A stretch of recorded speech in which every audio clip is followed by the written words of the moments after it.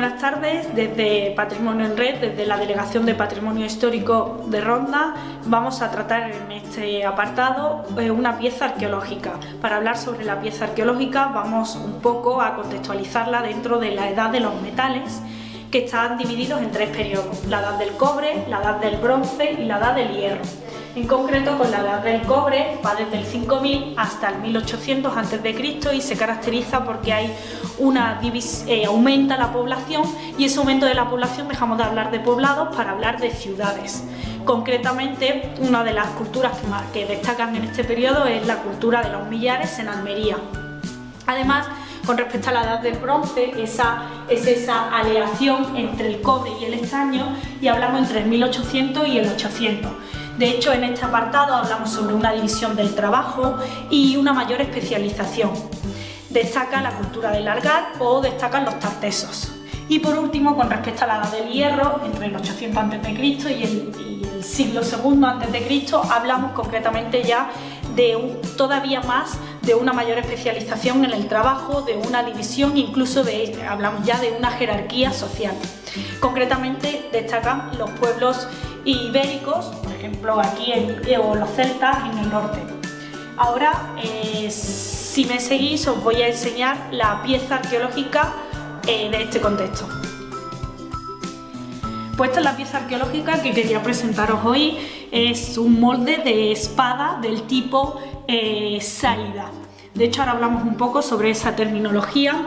De hecho, apareció en 1983, fue descubierta por Mariano de Lamo en una excavación arqueológica en la zona del castillo, lo que hoy es la zona del parking del castillo. Con respecto a esta pieza arqueológica, ya hemos visto que es un molde para la fabricación de espadas. ¿Y por qué he dicho antes lo de la terminología? Porque esta pieza es única en todo el mundo.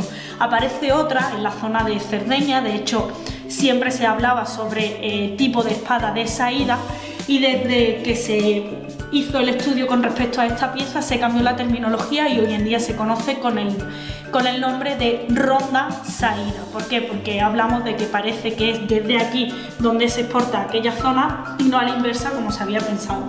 ¿Qué nos está diciendo este tipo de molde en el entorno de la serranía de Ronda? Pues este tipo de molde evidentemente no se lleva a cabo la fabricación de un solo molde para hacer una única espada, con todo el esfuerzo que eso se requiere. De hecho, vemos que tiene dos valvas, valen entre unos 85 centímetros, que está de fabricación de arenisca porque aguanta muchísimo mejor, es mucho más resistente a la hora de los cambios.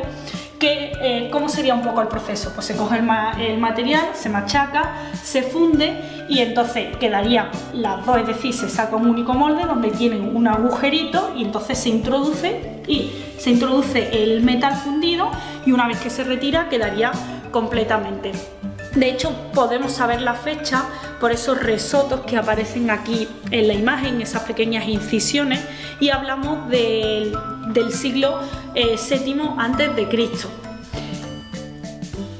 ¿Qué tenemos que sacar como conclusión con respecto a esta pieza? Pues como conclusión, lo primero, que ya hemos visto algunas pinceladas: no se hace un molde de estas características con todo el esfuerzo y el trabajo que esto requiere para hacer una única espada.